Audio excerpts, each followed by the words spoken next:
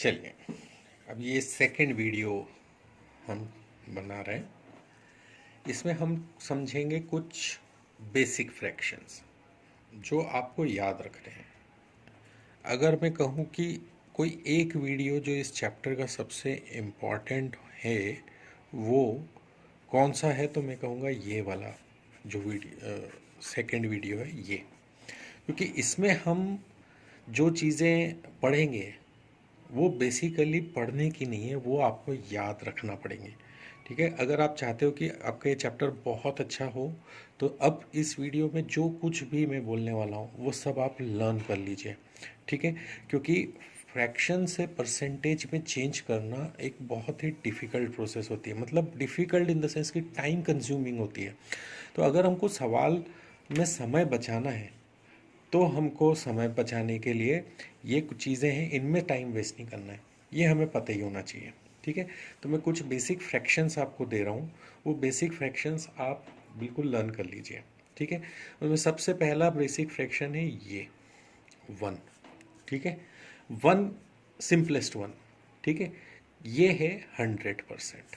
इसका मतलब ये हुआ कि कोई भी वैल्यू जो होगी, ठीक है, कोई भी होल नंबर जिसको हम कह रहे हैं कि कोई भी होल नंबर अगर होगा तो वो जो होगा वो उसका 100 टाइम्स होगा इन टर्म्स ऑफ परसेंटेज। यानी अगर 1 बोलेंगे तो इट इज़ 100%, 4 का मतलब होता है 400%, 3 का मतलब 300%। ठीक है, तो ये बात हमको ध्यान रखनी है कि कोई भी होल नंबर जो है वो उसका उतने टाइम्स 100% होता है। 5 इज़ 500%। ठीक है, तो यहाँ से मैं एक ही एग्जांपल ले रहा हूँ, पर कि आपको जितने भी होल नंबर्स हैं उनको परसेंटेज में कैसे कन्वर्ट करना है ये यहाँ से आप समझ लीजिए। ठीक है, उसके बाद हम एक एक करके एक एक समझ रहे हैं कि नीचे की डिनोमिनेटर वैल्यू बढ़ाते जाएंगे। ये सबसे सिंपल तरीका है कि आपका परसेंटेज यहाँ धीरे धीरे कम होता जाएगा, तो आप इसको लाइन से याद रख सकते हैं। 1 इज़ 100%, 1/2 विल बिकम योर 50%। ठीक है, और 1/3 उसके बाद हम आ रहे हैं, सो 1/3 इज़ योर 33:1/3%।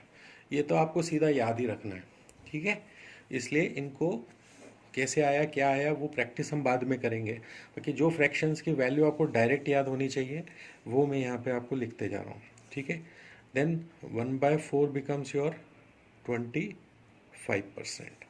फिर 1/5 पे आएंगे तो 1/5 विल बी योर 20%। ये हमको ध्यान रखना है। फिर आएगा 1/6 एंड 1/6 इज़ योर 16:2/3%। याद ही रखना है सीधा, बार बार मैं आपको ये बात बोल रहा हूँ। 1/7 इज़ योर 14:2/7% होता है।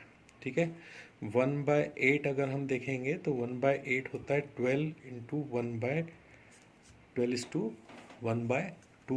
होता है। ठीक है, फिर आ जाते हैं हम 1/9 पर, तो 1/9 जो है वो 11:1/9% होता है। 1/10 अगर आप देखोगे तो 1/10 जो है वो आपका 10% होता है। ठीक, फिर 1/11 जो होता है वो होता है 9:1/11%। ठीक है, 9:1/11%। 1/12 जो है वो होता है आपका 8:1/3%। ठीक, 1/12 जो होता है वो होता है 8:1/3%। फिर अगर 1/13 आप देखोगे इट इज़ 7:9/13%। 1/14 अगर मैं देख लूँगा तो 7:1/7%। फिर आता है 1/15, दैट इज़ योर 6:2/3%। और फिर 1/16, ये लास्ट है 6:1/4%। सो 1 से लेके 1/16 तक के आपको डायरेक्ट याद रखने हैं। उसके बाद 17, 18, 19 इनको आपको याद रखने की ज़रूरत नहीं है। ठीक है, 16 तक याद रखना है। उसके बाद कुछ वैल्यूज़ हैं वो सीधा आप 1/20 याद रखो, वो होता है आपका 5%। ठीक है, फिर सीधा 1/24 याद रखना है आपको, दैट इज़ योर 4:1/6%। फिर उसके बाद में एक 1/25 भी हमको याद रखना है, दैट इज़ 4%। फिर 1/30 जो है दैट इज़ योर 3:1/3%। और 1/40 जो है वो होता है आपका 2:1/2%। और उसका लास्ट है आपका 1/50, दैट इज़ योर 2%। ठीक है, तो ये आपको फ्रैक्शंस हैं, ये आपको पूरे लर्न करने हैं। किसी भी कंडीशन में आपको नींद में से भी उठा के अगर कोई पूछ ले तो वो आपको पता होना चाहिए।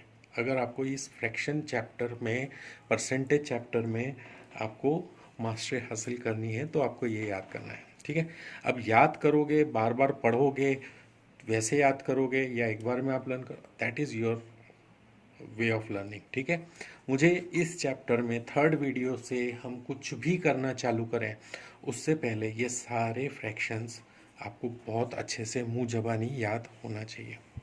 ठीक है, ये चीज़ आपको क्लियर हुई। पहले इन शॉर्ट रिवीजन क्या है, सारे होल नंबर्स के लिए हमको 100 टाइम्स करना है, वही उसका परसेंटेज होगा।